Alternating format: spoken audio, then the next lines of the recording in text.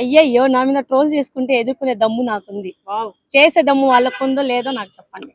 Highlight అండి. So end of the day final గా అయితే ఈ ఇష్యూని ఇంత రైజ్ చేయడం అవసరం అంటారా?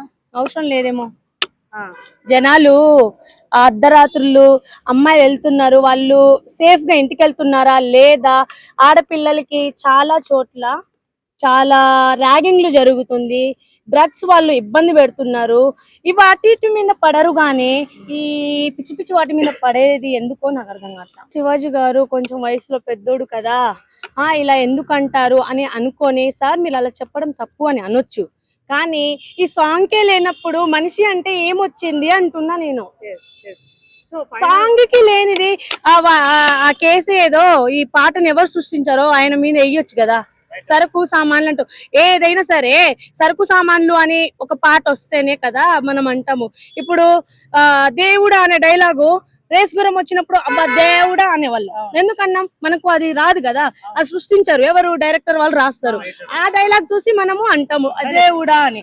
అదే విధంగా శివాజీ గారు అట్లే అన్నారు, సరుకు సామాన్లు కొంచెము జాగ్రత్త పడితే మంచిగా ఉంటది అని. ఇప్పుడు ఏడుస్తున్నారు కదా, ఎందుకంటే జబర్దస్త్ వస్తే డబ్బులు వస్తుంది.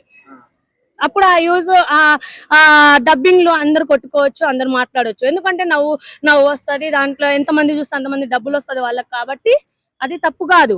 ఇది చూస్తే ఏమొస్తుంది? ఎవరికి ఏం రాదు కదా. ఒకరిని బ్లేమ్ చేస్తే మంచిగా ఉంటది. ఇప్పుడు అందరూ ఏడుస్తున్నారు శివాజీ మీద, ఏడుస్తా ఉంటే అరే మనం కూడా ఒక ఏడిపేద్దాం అనే విషయంగా వీళ్ళు వస్తున్నారని నేను అనుకుంటున్నాను.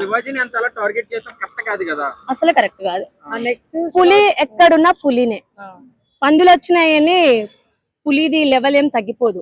ఇగో డైరెక్టర్లు వేసిన సరుకు సామాన్ల సాంగ్ కి వాళ్ళ ఆ పాట మీద వీళ్ళందరూ రియాక్షన్ తీసుకుంటే శివాజీ గారి మీద కూడా తీసుకోవచ్చని నేను కోరుకుంటున్నాను. అమ్మాయిలకి చెప్పేవాళ్ళు లేక అలాంటి మాటలు వస్తాయి. ఇంట్లో తల్లిదండ్రుల భయం ఉంటే అలాంటి మాటలు ఎందుకు వస్తుంది? అరే మన గురించే కదా వాళ్ళు చెప్తున్నారు అని ఎందుకు అనుకోరు? సో అంటే అదండి, రాధ కూడా కొంతమంది ఫైట్ చేస్తున్నారు. అంటే ఇప్పుడు నీకు మీ ఇంట్లో వాళ్ళు చెప్పేవాళ్ళు లేరా, అందుకే ఇట్లా శివాజీ గారి సైడ్ మాట్లాడుతున్నారా అంటున్నారు. అయ్యయ్యో ఇంట్లో వాళ్ళు చెప్తున్నారనే కదా. ఒక మనిషి ఎలా ఉంటారు, ఒక మనిషి ఎట్లా మాట్లాడతారు అనేది మనం చూసే విధానంలో ఉంటది. మంచిగా ఉన్న వాళ్ళని కూడా చెడుగా చేయడంలో జనాలే ఫస్ట్, అంతే కదా. వాళ్ళకి మంచి చెడు అనేది తెలిస్తే అలా మాట్లాడరు.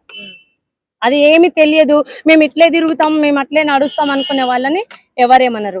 బురద అంటించుకున్న తర్వాతే తెలుస్తుంది నీటి విలువ.